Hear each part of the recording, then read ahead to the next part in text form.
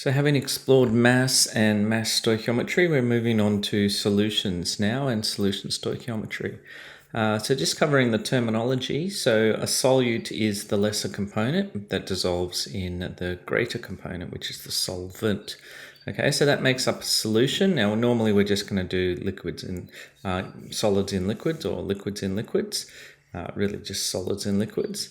But solutions can be anything, solids, liquids, and gases. So you can have gases dissolved in liquids for soda.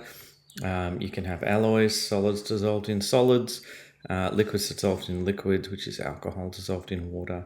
But most of the time we're going to do solids dissolved in liquids. Okay, and so the units we're going to use, of course, are the moles. So the number of moles dissolved in a litre of water. So already, you know, that is number of moles in a litre. You already know the formula, just like a number of moles, it's mass on molar mass. You already know the formula. So saturated, we've done this before with ionic compounds and solubility. So unsaturated, you can still dissolve more solute. Saturated, you theoretically have the maximum amount of substance that will dissolve in 1 litre.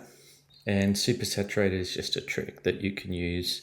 If you heat it up and then slowly let it cool, you can slightly get more solid in there than is allowed, but as soon as you tap it or whatever, it all crystallizes out, just like super cooled water. Even though that's a state change, it's the same sort of principle. So for the IB, we technically use moles decimeters cubed. I think the syllabus also has grams per litre in there as well. Most people actually use moles per litre or the big M. So just be aware all these things are the same thing. And this is probably just faster to say litre has 2 syllables rather than decimeters cubed, which is 5 syllables. And just centimeters cubed, decimeters cubed. It's good to know how that works. So 1 decimeter is 10 centimeters. And so if you get 10 times 10, you'll get centimeters squared. That's still 1 times 1. And then 10 times 10 times 10 is centimeters cubed. And this is still 1 times 1 times 1. Just be able to work from first principles for these things, because that can be handy, especially when we get to gases. Just a very common unit is parts per million. So there's a factor of 1 million in there.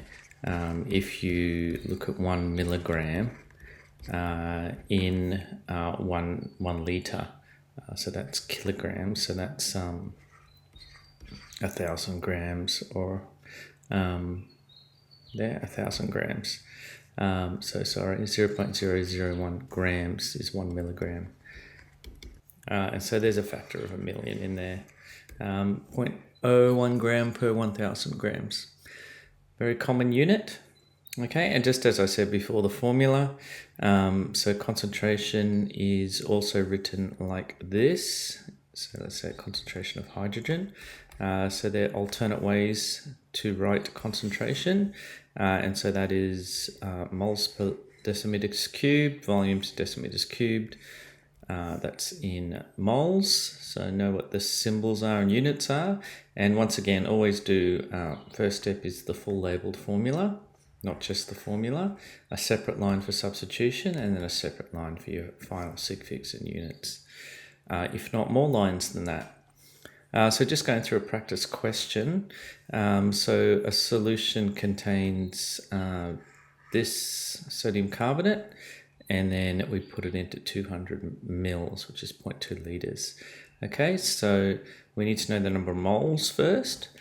So labelled formula, number of moles is mass on molar mass.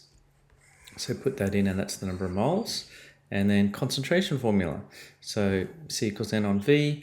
We've got the number of moles here. We've got 0.2. Always remember to convert to litres. So 0.2 decimeters cubed, and there's our answer.